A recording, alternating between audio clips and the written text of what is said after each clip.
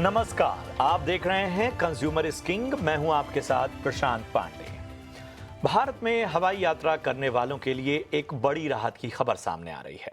अब तक सबसे बड़ी टेंशन यही होती थी कि अगर आखिरी वक्त पे कोई मजबूरी आ जाए, इमरजेंसी आ जाए, फ्लाइट मिस करनी पड़ जाए या टिकट कैंसिल करना पड़े तो पूरे पैसे डूब जाते थे। अभी के नियम के मुताबिक फ्लाइट से 3 घंटे पहले टिकट कैंसिल करने पर यात्री को नो शो मान लिया जाता है और पूरा किराया काट लिया जाता है। लेकिन अब ये पूरा सिस्टम बदलने जा रहा है।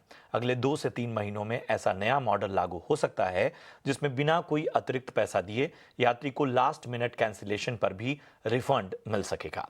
सरकार और एयरलाइंस मिलकर एक नया मैकेनिज्म बनाने पर काम कर रहे हैं, जहां हर टिकट की कीमत में एक छोटा सा इनबिल्ट इंश्योरेंस हिस्सा जोड़ा जाएगा।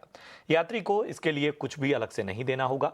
लेकिन सबसे बड़ा सवाल यही है कि कैंसिलेशन पर 80% रिफंड, क्या ये मॉडल लंबे समय तक काम कर पाएगा? इंडस्ट्री और ख़ास तौर से सेक्टर के लिए कितना फिजिबल है? क्या यात्रियों का भरोसा बढ़ाने के लिए नया इंश्योरेंस मॉडल सही है? अगर कैंसिलेशन बढ़े तो क्या इंश्योरेंस कंपनियां और एयरलाइंस में किसी तरह कॉन्फ्लिक्ट तो नहीं होगा? क्या एयरलाइंस का 50 रुपये प्रीमियम उठाना क्या वाकईयों को राहत देगा, या नया रिफंड मॉडल हवाई यात्रा को आम यात्रियों के लिए और सुरक्षित बनाएगा? अब नियम क्या है ये आप ग्राफिक्स के शक्ल में आप देखते रहेंगे और हम अपने एक्सपर्ट से भी इसको बहुत ही आसान भाषा में समझने की कोशिश करेंगे। आज हमारे साथ चर्चा में जुड़ रहे हैं पूर्व सदस्य इरिडा नीलेश साठे साहब। Nilesh sir, thank you so much अपना कीमती समय देने के लिए।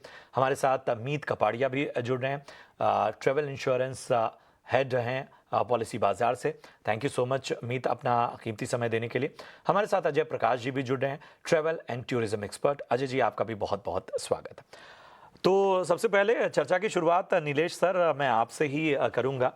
सबसे बड़ा जो स्टेक है वो कहीं ना कहीं इंश्योरेंस और बाकी चीज़ों का ही है। सरकार और एयरलाइंस ने मिलकर जो नया रिफंड मॉडल बनाया है, जिसकी तैयारी चल रही है, बहुत सारी चीज़ों का वैसे इंतज़ार करना होगा। क्या ये भारतीय एविएशन सेक्टर के लिए गेम चेंजर साबित हो सकता है?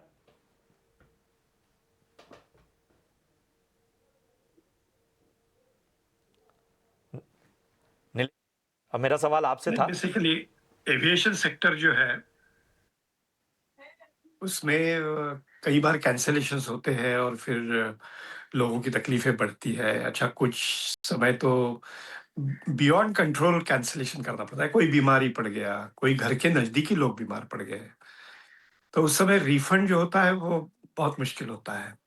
एयरलाइंस की भी दिक्कत है क्योंकि उनको भी फिर कैंसलेशन अगर किया तो सीट खाली जाती है, तो इसलिए वो भी 3 घंटे के पहले अगर किसी का कैंसलेशन होता है तो वो कैंसिल नहीं करते।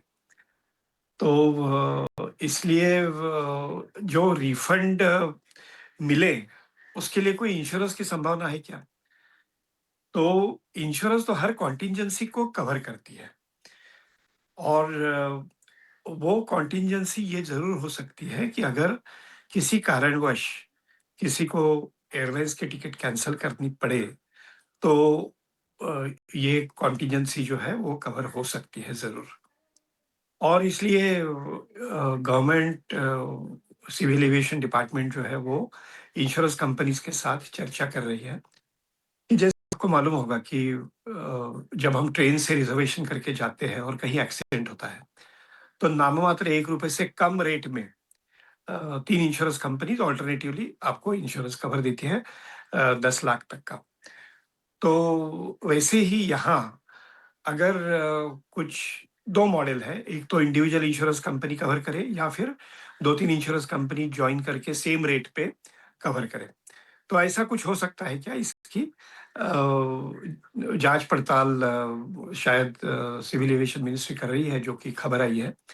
और हो सकता है कि उसके बाद ये नाममात्र प्रीमियम लेके कोई 50 से 100 रुपए तक ये 11th आवर कैंसलेशन जो है फॉर स्पेसिफिक रीजंस, तो वो रीजन स्पेसिफाई होंगे पॉलिसी कंडीशन में और उसका कवरेज मिल जाएगा।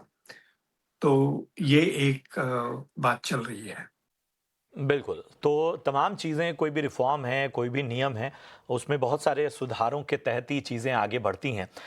मीत, मेरा अगला सवाल आपसे है। हमें ये बताइए ख़ास तौर पे अगर हम देखें इस पूरे मॉडल को जो टिकटों में इनबिल्ट ट्रैवल इंश्योरेंस जोड़ने का जो प्रस्ताव है, इसे कैसे देखते हैं? मतलब आमतौर पर इस तरह की जो चीज़ें हैं वो तो प्रैक्टिस में हैं ही, रेलवे सबसे बड़ा उदाहरण है। लेकिन ख़ास तौर पे एयरलाइंस वाले सेक्टर के लिए जहाँ पर एक फ़ीस भी तय होती है, जहाँ पर डायनामिक प्राइसिंग बहुत बड़ा फैक्टर हो जाता है। इन सारी चीज़ों को देखते हुए कितना फ़िज़िबल मान रहे हैं? प्रैक्टिकली कितना आपको लगता है ये लंबे समय तक टिक सकता है? जी, बिल्कुल। अ, अगर खास करके मैं डोमेस्टिक ट्रैवल इंश्योरेंस सेक्टर की अगर हम बात करें, तो डोमेस्टिक ट्रैवल में आज भी अगर आप किसी भी ऑनलाइन एजेंसी के थ्रू अपनी फ्लाइट की टिकट बुक करते हैं, तो वहाँ पे एक आपको छोटा-सा एक अमाउंट दिखता है, प्रीमियम दिखता है, जो कि कैंसल फॉर एनी रीज़न तरह का एक इंश्योरेंस कवर होता है। जो कि काफ़ी सिमिलर है जो अभी गवर्नमेंट सोच रही है उसकी लाइन्स पे। क्योंकि कैंसल फॉर एनी रीज़न का मतलब है कि अगर मान लीजिए कि 11th आवर में आके अगर मेरे को मेरी फ्लाइट कैंसल करनी पड़ती है due to any X Y Z reason, तो एक फ्लाइट की टिकट में 2 कैंसलेशन के टाइम पे 2 डिफरेंट कंपोनेंट्स होते हैं। एक होता है कि आपकी कैंसलेशन पेनल्टी, जो आपकी एयरलाइन्स आपको चार्ज करती है, और दूसरा होता है कि रिफंड का जो अमाउंट होता है। जैसे मान लीजिए कि ₹5000 की आपकी टिकट है, तो उसमें से ₹3000 अगर कैंसलेशन पेनल्टी है, और फ्लाइट फ्लाइट या एयरलाइन्स ऑपरेटर जो है वो आपको ₹2000 तक रिफंड कर देगा अगर आपने उस टिकट को कैंसल करा।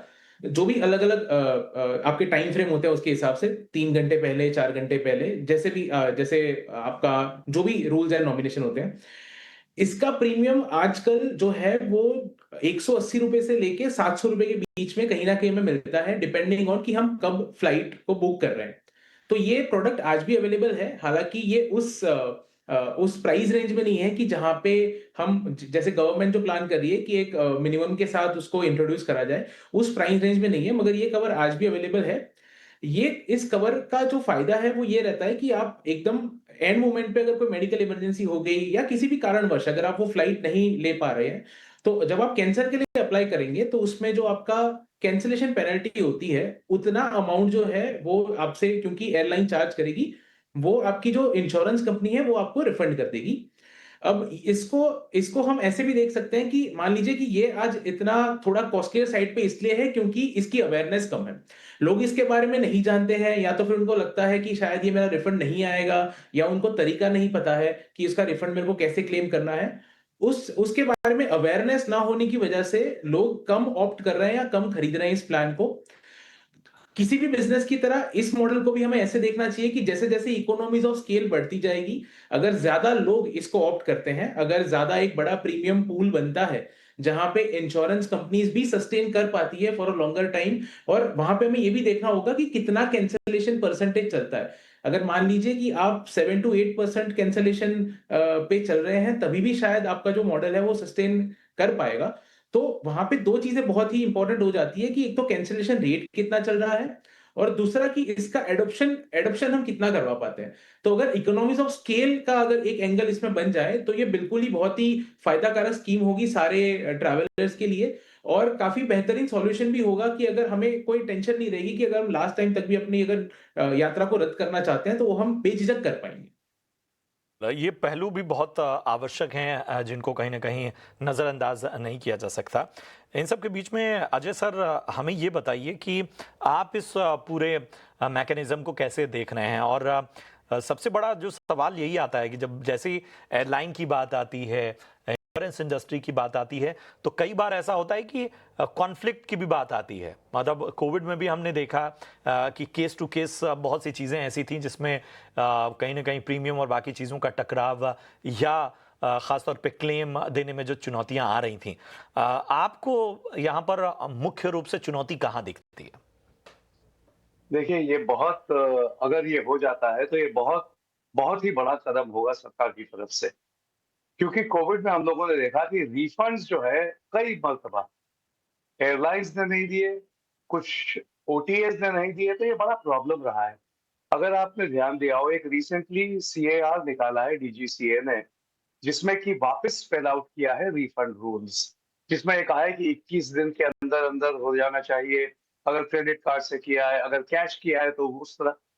तो ये एक डिमांड जो थी, काफ़ी पुरानी डिमांड। मैं अभी सितंबर तक टैफी का प्रेज़िडेंट था, तो travel agents federation of India ने ये कई मरतबा सरकार से ये अपील की थी कि जितने भी टिकट इशू होते हैं हिंदुस्तान में, उनके ऊपर एक छोटा प्रीमियम होना चाहिए इंश्योरेंस का। और वो किस चीज के लिए था? ये तो नई चीज लाए हैं कि मेडिकल इमरजेंसी। हम लोगों का एक बहुत बड़ा कंसर्न ये था कि जब कोई एयरलाइन फेल हो जाती है, जैसे कि किंगफिशर हुई, जैसे कि आपके जेट एयरवेज हुई, और भी कई एयरलाइंस हुई हैं, तब उस वक्त पैसेंजर को कौन पैसा देगा? पैसा एडवांस में दिया जाता है एयर ट्रैवल के लिए, कई बार महीनों पहले दिया जाता है। जब एयरलाइन फेल हो गई तो कौन देगा उसका पैसा? पैसेंजर बोलता है एजेंट से मैंने आपको पैसा दिया है, एजेंट ने पैसा दे दिया एयरलाइन को, एयरलाइन हो गई बैंकरप्ट। तो ये चीज हम लोगों ने बहुत पहले से डिमांड कर रहे हैं दैट एवरी टिकट जो इशू होता है हिंदुस्तान में, और अगर आप देखें हर महीने डोमेस्टिक ट्रैवल सिर्फ 1.25 करोड़ के ऊपर लोग ट्रैवल करते हैं। Now that is a big number. अगर हर टिकट पे आप 10, 15, 20 रुपए का भी अगर प्रीमियम लगाएं, एवरीबॉडी कैन बी कवर्ड। तो ये चीज जो आइडिया है बहुत अच्छा है। अब देखा जाएगा कि ये इम्प्लीमेंट किस तरह होता है। इंश्योरेंस कंपनीज अपना रिस्क और रिवॉर्ड असेस करेंगी, but airlines should not have any objection to this. इसके साथ जुड़ा हुआ एक और मुद्दा है जो कि डीजीसीए। आज प्रॉब्लम क्या है? प्रॉब्लम ये है कि DGCA does not look at the business of civil aviation.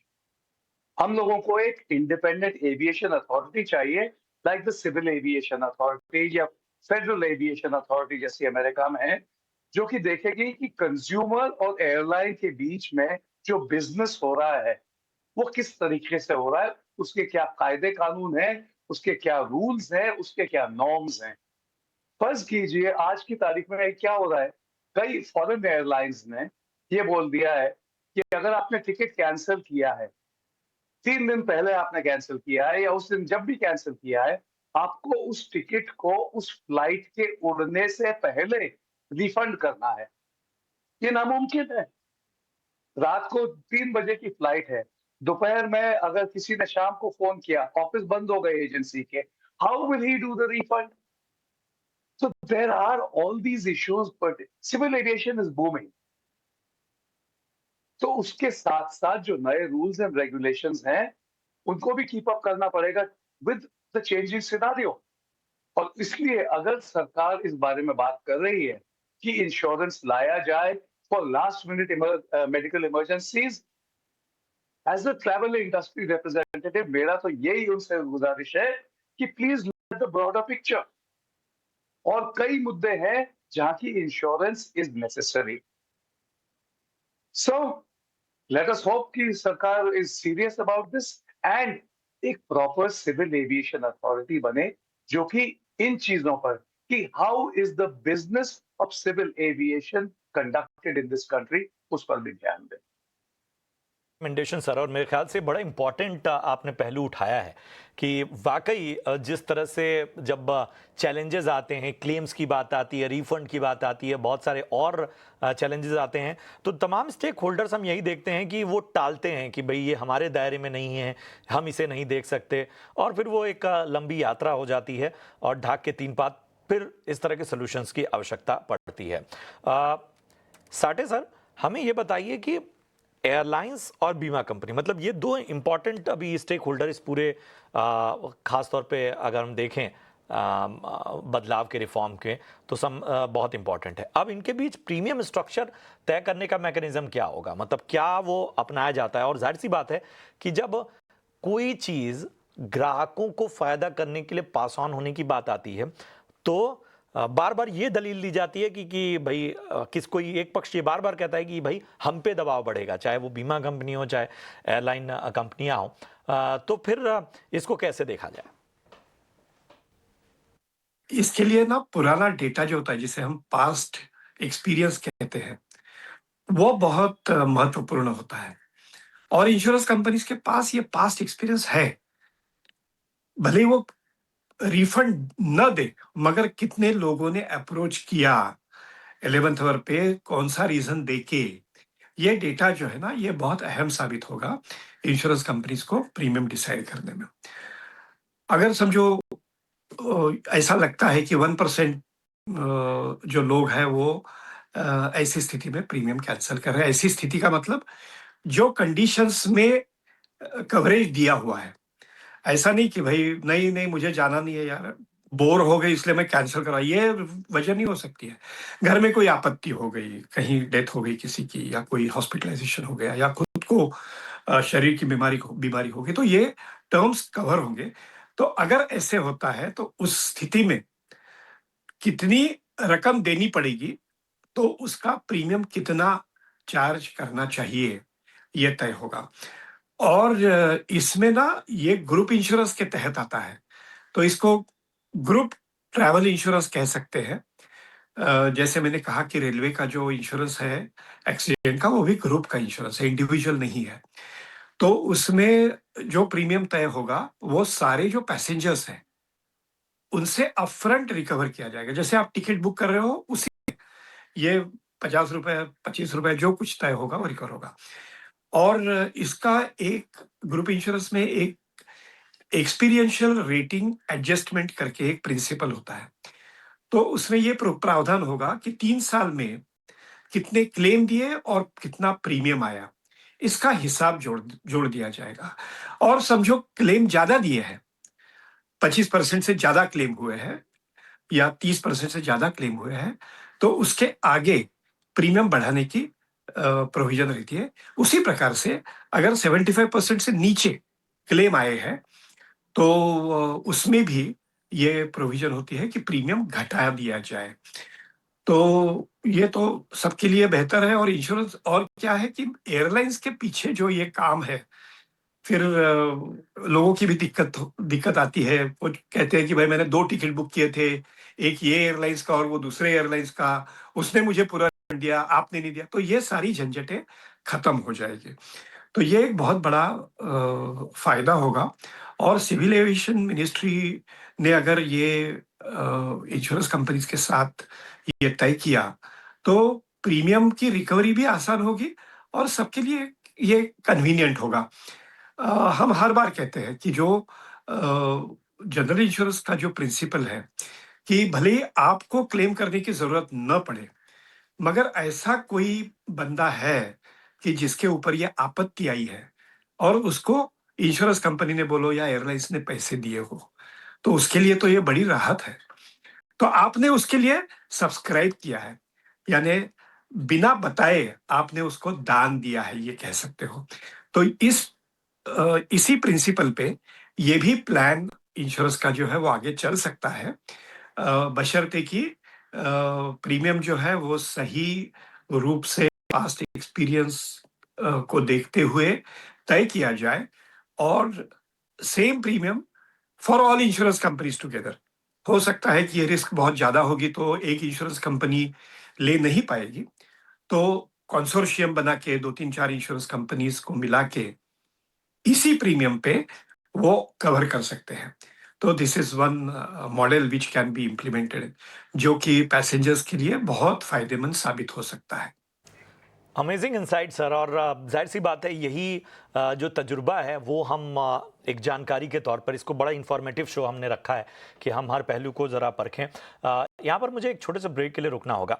Break के उस पार चर्चा के बाकी कोण को भी समझेंगे, बाकी एंगल्स को भी समझेंगे इस छोटे से ब्रेक के बाद।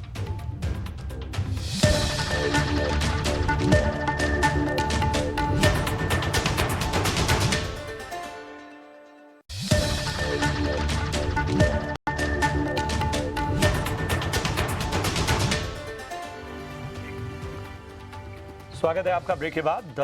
जिस तरह के बदलाव से हर सेक्टर गुजर रहा है, एयरलाइन इंडस्ट्री और इंश्योरेंस इंडस्ट्री को कहीं ना कहीं एक तरह से जोड़ के एक फ़ायदा कंज्यूमर तक पहुंचाने की कोशिश, उसी पर चर्चा हमारी चल रही है। और इन सब के बीच में मीत हमें ये बताइए कि एयरलाइंस और इंश्योरेंस कंपनियां जो हैं उनके बीच सबसे बड़ा कॉन्फ्लिक्ट तो यही है कि इनमें लागत कैसे बांटी जाएगी, कौन सा पक्ष ज़्यादा रिस्क उठाएगा, ये भी सब सवाल है। देखिए बेसिकली एयरलाइंस के लिए ये भी ज़रूरी है कि उन्हें ये आइडेंटिफ़ाई करना चाहिए कि कौन से रूट्स पे उनके ज़्यादा बुकिंग्स वग़ैरह होती है, जहाँ से ये पता चल पाए कि कहाँ पे वो कम नुकसान उठाएँगे अगर कैंसलेशंस आ भी जाते हैं आते हैं तो। जैसे कि कोई कुछ बिज़ी रूट्स की अगर हम बात करें, दिल्ली-मुंबई हो गया, दिल्ली-अहमदाबाद हो गया, मुंबई-अहमदाबाद हो गया, कोलकाता कोलकाता या दिल्ली हो गया। इन रूट्स के ऊपर हमेशा आपकी जो एयरलाइन्स होती हैं, वो 80-90% पेग्ड ही रहती है। यहाँ पे कैंसलेशन के टाइम पे आपको ज़्यादा जो है वो लागत नहीं आ सकती एयरलाइंस इंडस्ट्रीज़ को। मगर जो कुछ रिमोट रूट्स हैं, कुछ कनेक्टिविटी सेंसिटिव रूट्स हैं, जहाँ पे कम बुकिंग्स वगैरह होती हैं या फिर फ्लाइट्स उतनी हेवी नहीं ट्रैवल कर रही है, वहाँ पे जो है वो एयरलाइंस कंपनियों को जो है वो ज़्यादा नुकसान पड़ता है अगर एंड मोमेंट पे कैंसलेशन हो जाती है और फिर ज़्यादा डिमांड उसकी at the on the spot generate नहीं हो पाती है, वैसे करके। तो वहाँ पे वो एक फैक्टर ज़रूर रहेगा कि एयरलाइंस बिल्कुल ये देखना चाहेगी कि कौन से रूट्स हैं जहाँ पे उनको कम लॉसेस उठाने पड़ रहे हैं और कौन से रूट्स हैं जहाँ पे उनको हेवी लॉसेस वगैरह उठाने पड़ रहे हैं। वो एक मेरे हिसाब से बहुत ही इंपॉर्टेंट फैक्टर होगा जब ये डिसाइड करा जाएगा कि आपका कौन ज़्यादा लागत जो है वो उठाएगा। सेम ही है अगर हम इंश्योरेंस कंपनीज़ के बारे में बात करें, आजकल जो प्राइसिंग वगैरह चल रही है, जो प्रोडक्ट मैंने आपको पहले बताया कैंसल फॉर एनी रीज़न करके, उसकी भी जो प्राइसेज़ हैं वो काफ़ी सेगमेंट सेंसिटिव होती है, कुछ रूट्स के लिए अलग होती है। उसपे इसका भी इम्पैक्ट होता है कि आप कितने दिनों पहले अपनी फ्लाइट को बुक कर रहे हैं, उसके हिसाब से जो है वो आपका प्रीमियम जो है वो ऊपर-नीचे होता है क्योंकि आपकी कैंसलेशन की प्रोबेबिलिटी का एक अंदाज़ा जो है वो उससे लगाया जा रहा है कि आप कितनी रिसेंसी में बुक कर रहे हैं। अगर मान लीजिए कि मैं 48 घंटों में टिकट बुक कर रहा हूँ, तो प्रोबेबिलिटी बहुत ज़्यादा है कि मैं ट्रैवल करूँगा, कंपेयर्ड टू कि अगर मैं 7-8 दिन पहले बुक कर रहा हूँ, तो उसमें भी आपका प्रीमियम में फ़र्क हो सकता है। अब ये देखना थोड़ा इंटरेस्टिंग रहेगा कि क्या सरकार इन पहलुओं को भी ध्यान में रख के do they want to come to a conclusion जहाँ पे कि हाँ, एक प्रीमियम डिसाइड करा जाए कि आप कितने दिन पहले बुक कर रहे हो, तो आपका प्रीमियम अलग होगा या फिर वो सेम ही रेट्स पे करा जाएगा। सही ये कहा आपने। एक्चुअली ये और सारी मेरे चीज़ें ख्याल जो से ये वक्त के साथ मतलब बड़े फिल्टर्स और बदलावों के तहत भी गुजरने वाला है ये पूरा बदलाव। अजय सर, अ, खास तौर पे बीमा और बाकी ट्रैवल टूरिज्म सेक्टर में जब इस तरह के क्लेम की बात आती है तो ये भी होता है कि बहुत फिल्टर भी लगा देती हैं कंपनियां। एक एक और चिंता फर्जी क्लेम्स की भी बढ़ेगी ही। मतलब अब इसमें देखना होगा कि क्या क्या चीज़ें सामने आती हैं। आपको लगता है ये कंसर्न बना रहेगा और हो सकता है कि बहुत ज़्यादा फिल्टर्स का भी सामना करना पड़े कंज्यूमर को? फिल्टर्स तो होंगे ही, कुछ कंडीशंस होंगी ही, क्योंकि ब्लैंकेट तो ये नहीं हो सकता कि आप चाहे जब, जैसा कि साठे साहब ने कहा कि मैं बोर हो गया नहीं जाना चाहता, तो वो तो कोई कारण नहीं हो सकता जिसमें कि आपको मिले। पर जैसा कि मीत ने अभी कहा, बड़ा इंटरेस्टिंग चीज है, बिकॉज इसके लिए आपको कॉम्प्लेक्स एल्गोरिथम्स की जरूरत पड़ेगी, जिसमें कि आप डिसाइड करें कि कितने पहले बुकिंग हुआ, क्या प्रोबेबिलिटी है ऑफ कैंसिलेशन, क्या प्रीमियम होना चाहिए। बट सरकारी लेवल पर इस चीज को मॉनिटर या इस चीज को फिल्टर या इस चीज को समझने के लिए आज की तारीख में कोई मैकेनिज्म नहीं है। तो आखिर इसको कौन तय करेगा कि what is just, what is fair, what is reasonable? I come back to this कि एक इंडिपेंडेंट सिविल एविएशन अथॉरिटी की बहुत बड़ी जरूरत है हिंदुस्तान में। अभी जो सीएआर इशू किया है डीजीसीए ने रिगार्डिंग रिफंड्स, उसमें एक बड़ी अजीब सी चीज कही है इन्होंने। इन्होंने कहा है कि इंडियन एयरलाइंस जो भी हैं, हिंदुस्तान की एयरलाइंस, वो ये रूल्स फॉलो करेंगी कि साहब आप 7 दिन में या 21 दिन में या जो भी है आप करेंगे। फॉरेन एयरलाइंस जो कि हिंदुस्तान में ऑपरेट कर रही हैं, they will follow the regulations of their country of origin. Why? They are operating in India. Even IATA 250 airlines को रिप्रेजेंट करता है और अपने उसने पूरे एक रेजोल्यूशंस बना रखे हैं कि किस तरीके से किया जाएगा सिविल एविएशन। वो भी कहता है कि आयाटा रेजोल्यूशंस बाद में आते हैं, लोकल लॉ टेक्स प्रेसिडेंस। पर अब ये किसको समझाया जाए, क्योंकि डीजीसीए तो has abdicated all responsibility for the business of civil aviation. तो कई चीजें हैं यहाँ पर, बट ये बात आपने at the सही same कही कि time I would शायद say this शायद is a कई very पहलुओं पे positive ना step. ये जो चुनौतियां हैं, इन रोड ब्लॉक्स को भी कहीं ना कहीं हटाना होगा, और सबसे इम्पोर्टेंट चीज़ की एक इंडिपेंडेंट मैकेनिज्म तो चाहिए, एक निगरानी, या सबसे बड़ी बात कि आपके ग्रीवांस की जो सुनवाई है, बाकी सब चीज़ें हैं, उसके लिए क्या की चीज़ें होंगी। अच्छी चर्चा रही। आई एम श्योर कि हमने हर पहलू को टच किया। Thank you so much Ajay sir, thank you so much Sathe sir. नीत, आपका भी बहुत बहुत धन्यवाद इस चर्चा में जुड़ने के लिए और तमाम विश्लेषण करने के लिए। उम्मीद करते हैं कि जो हमने कोशिश की एक जानकारी के स्तर पर एक इन्फॉर्मेटिव शो आपके सामने लाने की, उसमें हम कामयाब ही हों। कोई सुझाव हो तो आप ज़रूर कमेंट बॉक्स में बताइए, कोई सवाल रह गया हो तो भी आप पूछ सकते हैं। हमें दीजिए फिलहाल इजाज़त। आप देखते रहिए ET नाउ स्वदेश। नमस्कार।